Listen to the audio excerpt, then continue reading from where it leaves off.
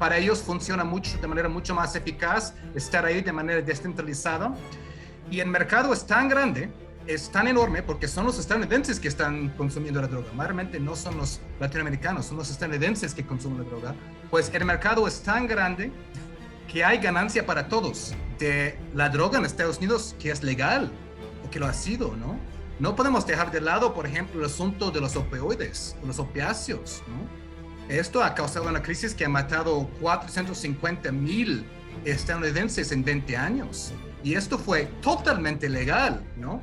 Es decir, con opio importado de Asia y vendido en forma de analgésicos por grandes empresas, tipo Johnson & Johnson, Purdue, con enormes campañas, ¿no?, de publicidad y promoción ahí, ¿no? Incluso ya los fiscales de muchos estados han llegado a un arreglo con con estas empresas, ¿no? Por el daño que causaron a sabiendas que estaban causando adicciones y que mucha gente estaba muriendo de eso, seguían promoviendo y mandando pastillas al mercado, ¿no? Marihuana en Estados Unidos se llama marihuana específicamente para que pareciera una palabra exótica y extranjera y vincularlo con la comunidad latina, ¿no? En Gran Bretaña se llama cannabis, ¿no?, que es su nombre técnico. La idea de marihuana fue muy consciente, ¿no?, para intentar vincular a esa sustancia con algo, ¿no?, extranjero y latino.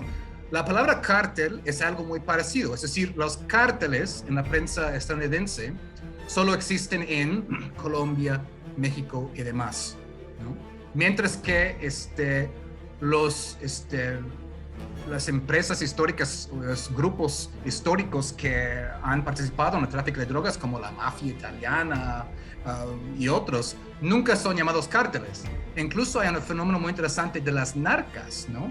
Mujeres, clase media, ¿no?, de suburbios, ¿no?, cuya función ha sido regresar dinero, ¿no?, a la frontera, ¿no?, a través de sus coches. Nada más dicen, vamos a poner una maleta en tu coche y nada más no dices nada, vas de vacación, llegas a la Florida y luego dejas abierto el coche y te sacamos ahí la maleta. Esas son mujeres blancas, ¿no?, con niños, ¿no?, clase media, ¿no?, que han participado en un negocio muy pues de mucha ganancia, ¿no?, que en Estados Unidos se puede enviar hasta $10,000, ¿no?, a México, ¿no?, sin ninguna investigación, sin ninguna regulación, sin ninguna supervisión ni nada, ¿no? Y así es como mucha de esta ganancia termina siendo repatriada, ¿no? Porque los grandes bancos ganan mucho con el asunto de las transferencias de dinero. Esta asociación, la National Rifle Association, o la Asociación Nacional de las Rifles, es el grupo de cabildeo con la mayor cantidad de poder sobre el sistema político en Estados Unidos. Tienen miles de millones y básicamente controlan políticos, ¿no?, como Ted Cruz de Texas, como Marco Rubio de Florida, ¿no?, senadores que además intentan trazar una línea muy dura contra México y América Latina cuando ellos mismos reciben miles de millones de esta asociación. Es decir, los fabricantes de armas promueven armas que saben que van a atraer a los cárteles, ¿no? Claro. Es decir, comercializan armas específicamente para este sector de su mercado. Saben exactamente lo que hacen. Por eso México está demandando a los fabricantes de armas en un tribunal en el estado de Massachusetts, ¿no? Entonces, en Estados Unidos, por lo menos, es decir, los antecedentes de la guerra contra el narco tienen fines abiertamente políticos, ¿no? Y eso es algo que se extendió, por ejemplo, a través de los años de Reagan, ¿no?, y su guerra contra las drogas, y esta idea de tachar a las comunidades pobres, urbanos, afroamericanos, de drogadictos, de violentos, ¿no?, de violadores, ¿no?, y de sacar ganancia política de eso, ¿no? Pero no se puede ganar, es decir, es inganable, ¿no? Y solo cree sufrimiento, muerte, matanzas y el crecimiento del sector judicial y penal en Estados Unidos. Entonces, por eso Estados Unidos tiene la cantidad más grande de gente encarcelada por porcentaje de la población, por mucho, en todo el mundo. Es decir, es un embudo de gente a la cárcel, mayormente gente afroamericana, latina y minorías. Y esto termina financiando un gran sistema de cárceles privadas, ¿no? El sistema penitenciario en Estados Unidos es privado.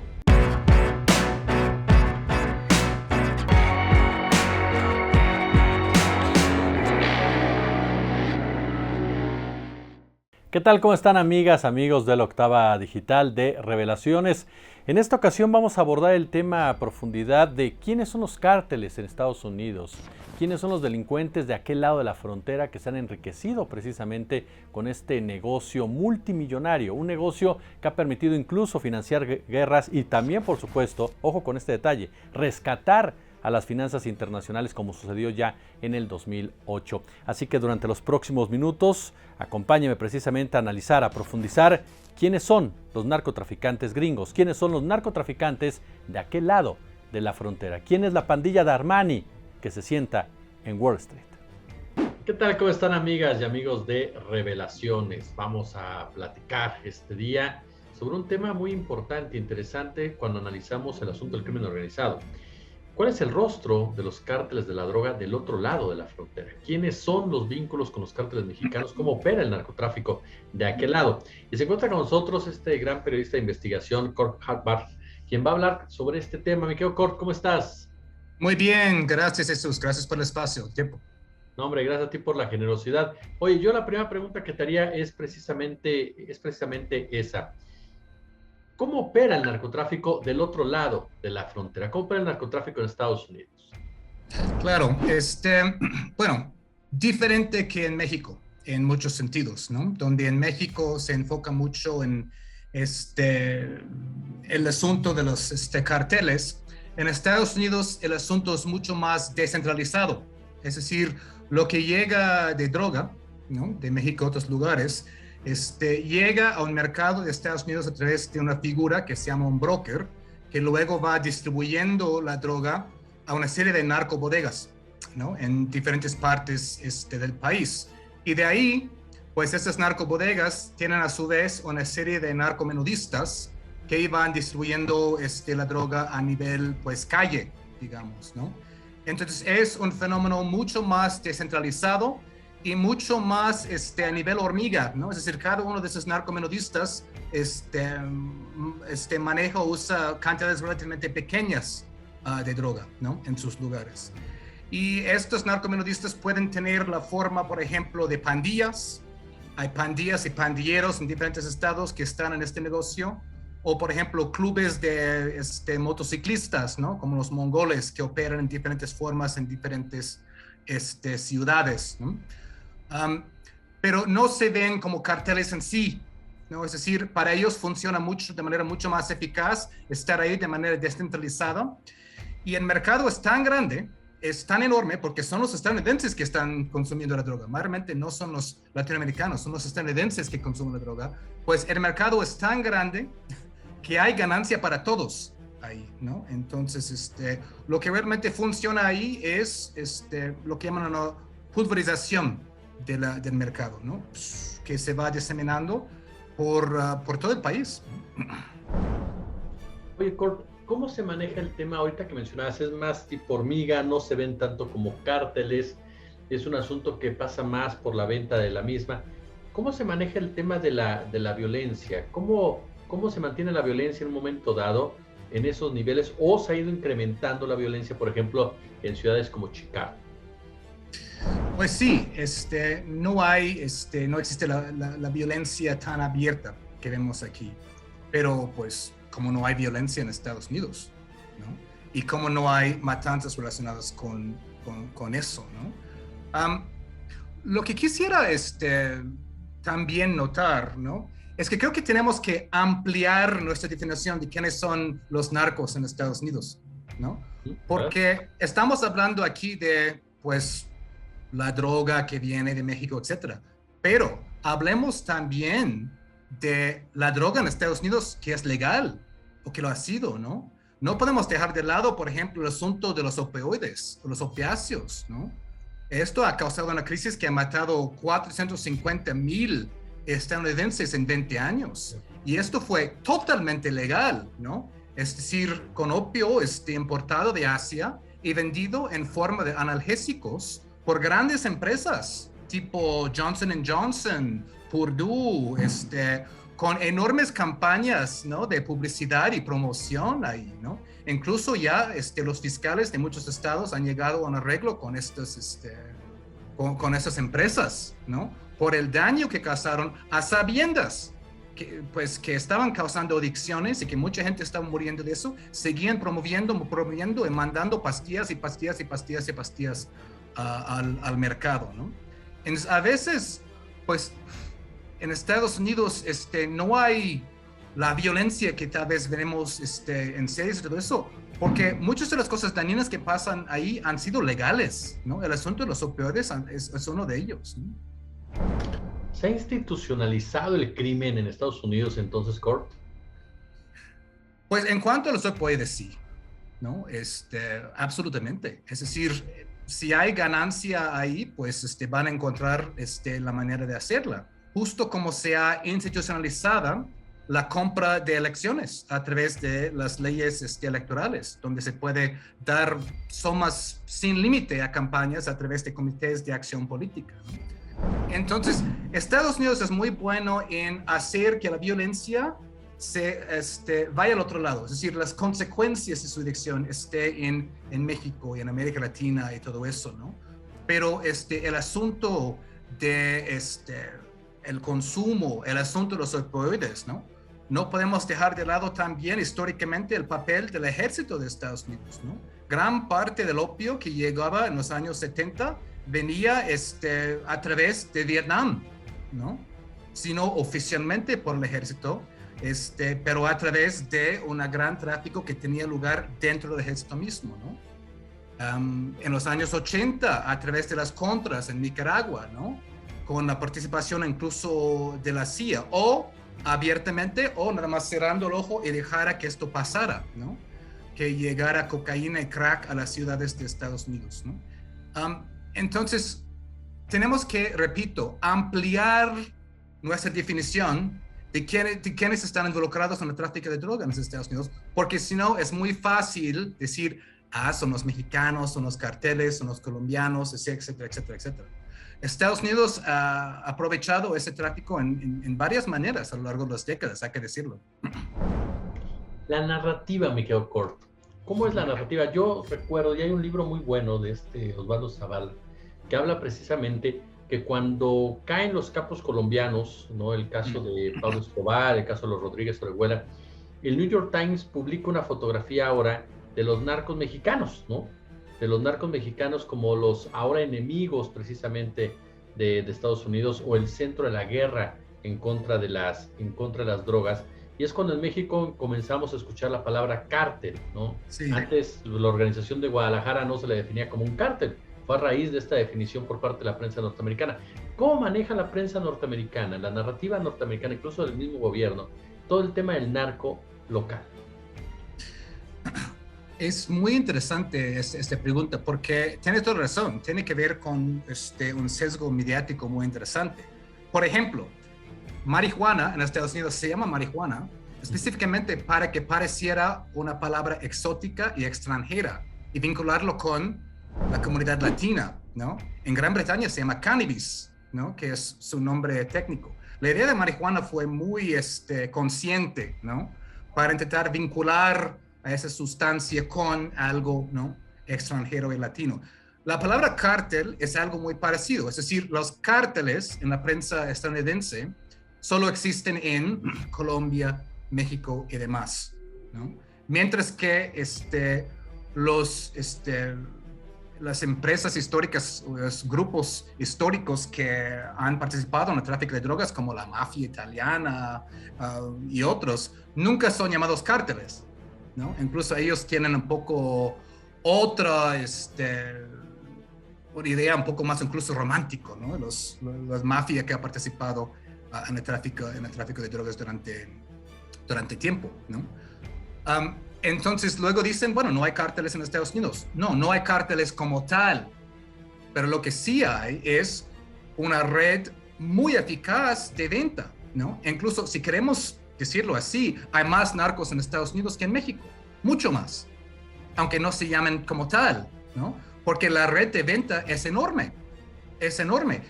Tal vez no se visten de una cierta manera y pasen desapercibidos, ¿no? Pero no dejan de serlo, ¿no? Incluso hay un fenómeno muy interesante de las narcas, ¿no? Mujeres clase media, ¿no? De suburbios, ¿no? Cuya función ha sido regresar dinero, ¿no? A la frontera, ¿no? A través de sus coches. Nada más dicen, vamos a poner una maleta en tu coche y nada más no dices nada, vas de vacación, llegas a la Florida y luego dejas abierto el coche y te sacamos ahí la maleta. Esas son mujeres blancas, ¿no? Con niños, ¿no? Clase media, ¿no? Que han participado en un negocio muy, pues de mucha ganancia, ¿no? Entonces, para mí, la palabra cártel es una manera de decir los culpables son los latinos. Eso es, ¿no?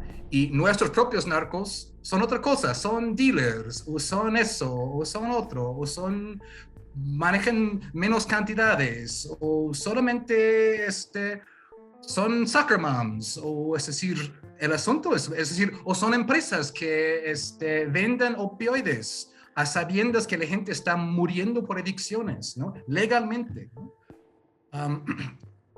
Estados Unidos es el país donde nació la mercadotecnia y han aplicado mucha mercadotecnia con tal de intentar de varias maneras, no solamente en cuanto al consumo bruto, que creo que todos tienen claro que el gran consumo es ahí, sino su complicidad en vender, comercializar, ¿no? La empresa que fabricaba anhídrico acético, que es la sustancia necesaria para hacer heroína, es una empresa estadounidense, Avantor. De hecho, operaba en México hasta 2020, cuando fueron obligados a cerrar, ¿no? Pero ellos muy campantemente fabricaban anhídrico acético, sin el cual no se puede hacer heroína, y luego se importaba a Estados Unidos para hacer heroína, ¿no? Y todo esto sabes decir, ¿no? Claro. Sí, claro. Pero porque era una empresa que nada más estaba haciendo una sustancia química, pues pasaba desapercibido por muchos hasta que hicieron esta gran investigación en Bloomberg, ¿no? Y que obligaron a tomar medidas. Es decir, mucho de lo que llamamos tráfico de drogas es legal y se hace por medio de empresas, ¿no? Aunque mucha gente no quiere reconocerlo, ¿no? Esta frase que acabas de mencionar, mi querido Kurt, se hace a través de empresas. Y ahí es donde vamos al gran negocio realmente del narcotráfico o lo que define el crimen organizado, que es el lavado de dinero. El Sí. lavado de dinero como tal. Y muchas veces, y ahí te pido tu lectura, tu opinión, tu análisis, hay voces que dicen Estados Unidos es la gran lavadora mundial de dinero. ¿Tú coincides con ello y cómo podríamos estructurarlo eso? Sí, estoy totalmente de acuerdo que Estados Unidos es el gran lavador de dinero, ¿no? Del narcotráfico y de otras fuentes, ¿no? Y mucho de esto, pues, está en una serie de empresas y, pues, apoya ahí el crecimiento de la bolsa de valores y demás, ¿no? Es muy interesante, por ejemplo, ¿no? Que en Estados Unidos se puede enviar hasta $10,000, ¿no?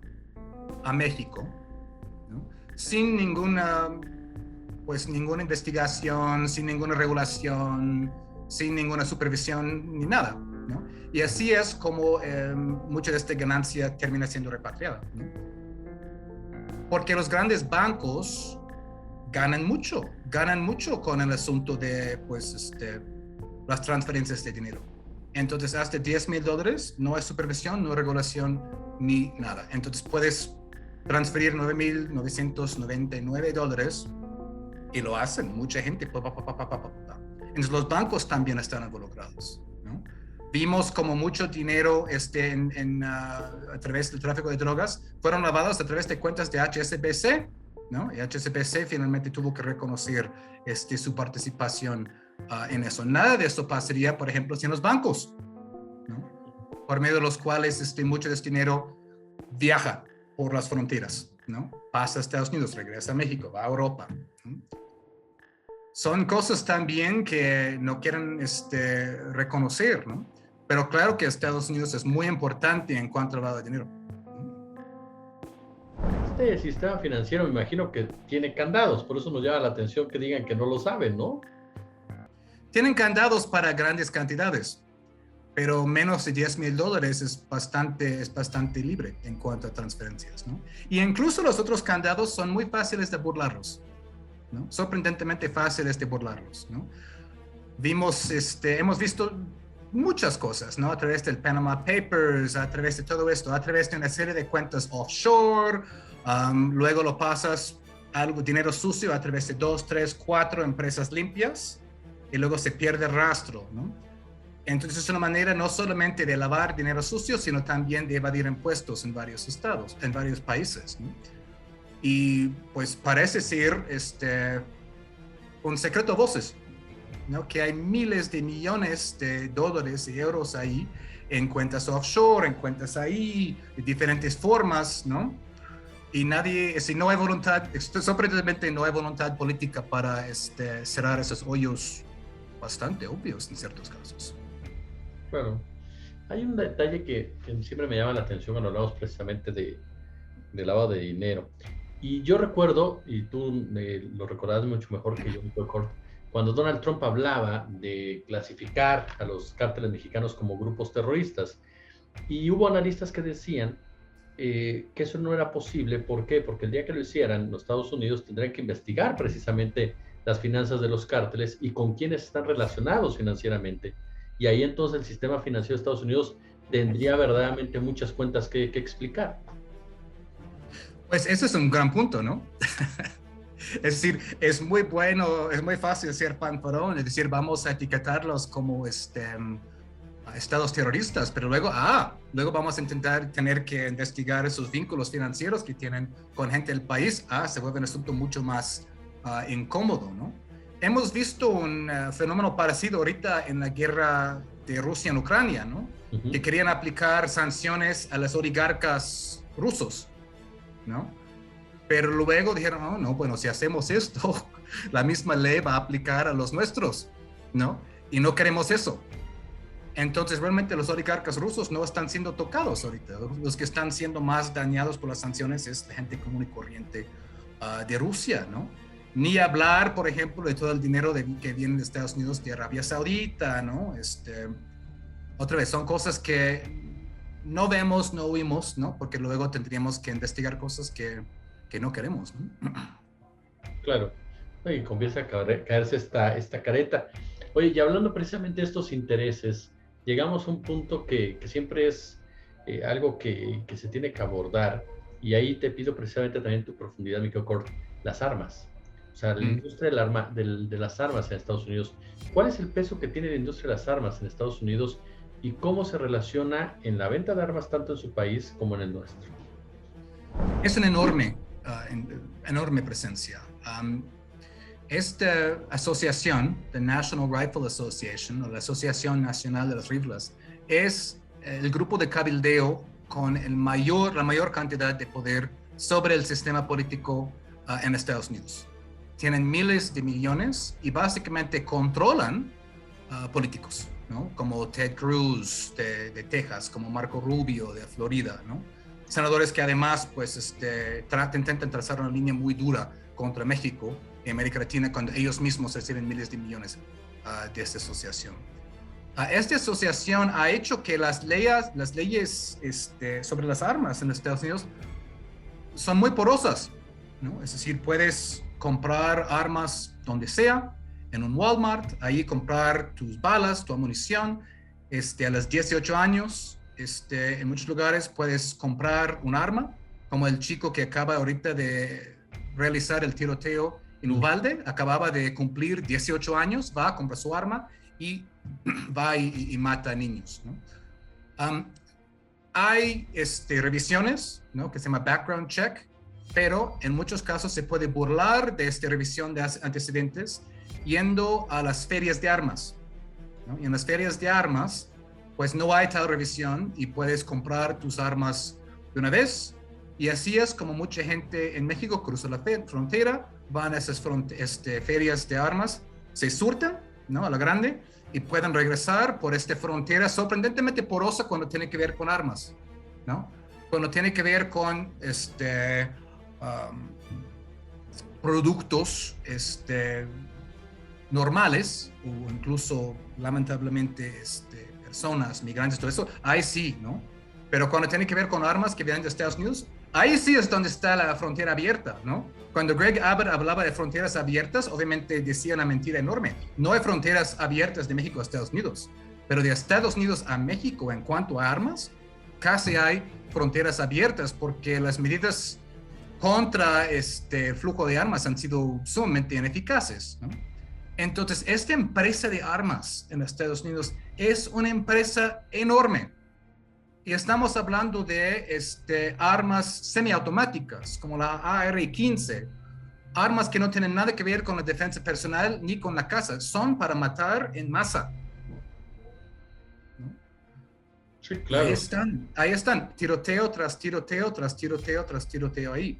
Y no se puede entender la violencia del narco a ambos lados de la frontera sin tener en cuenta esta pieza, que es la disponibilidad y la venta y el comercio. Incluso promueven armas para México, específicamente con diseños mexicanos, es decir, con palabras así en español. Es decir, los fabricantes de armas promueven armas que saben que van a atraer a los cárteles, ¿no? Claro. Es decir, comercializan armas específicamente para este sector de su mercado.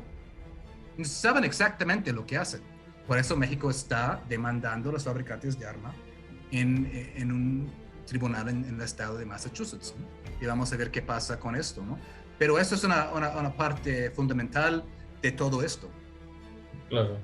Oye, Cort, finalmente, y agradeciendo de verdad tu generosidad con Octava, esta guerra contra el narcotráfico es una guerra perdida desde un principio, es una guerra que se generó para financiar otras guerras, porque hablamos de un negocio que le da trabajo a muchísima gente en realidad, que si se acabaron de con él, pues habría una cantidad de desempleados impresionante. Es una guerra perdida desde el principio, porque no se puede ganar una guerra así, ¿no? Y fue una guerra que fue lanzada con fines políticos, ¿no? Por el gobierno de Richard Nixon en los años 60, ¿no? Un ex consejero de Richard Nixon, John Ehrlichman, admitió años después, ¿no?, que los dos grandes grupos de enemigos de su gobierno, ¿no?, eran los oponentes a la guerra contra Vietnam, ¿no?, los hippies para ellos, ¿no?, y el movimiento a favor de los derechos de los afroamericanos, las panteras negras y demás. Entonces, dijo Ehrlichman, sabíamos muy bien que no podíamos, pues, ilegalizar a los hippies o las panteras negras, pero lo que sí podíamos hacer era hacer ilegal la marihuana y la heroína, y con ese pretexto ir y desmembrar esas comunidades y usar todo el peso del gobierno federal en contra de ellos. Entonces, en Estados Unidos, por lo menos, es decir, los antecedentes de la guerra contra el narco tienen fines abiertamente políticos, ¿no?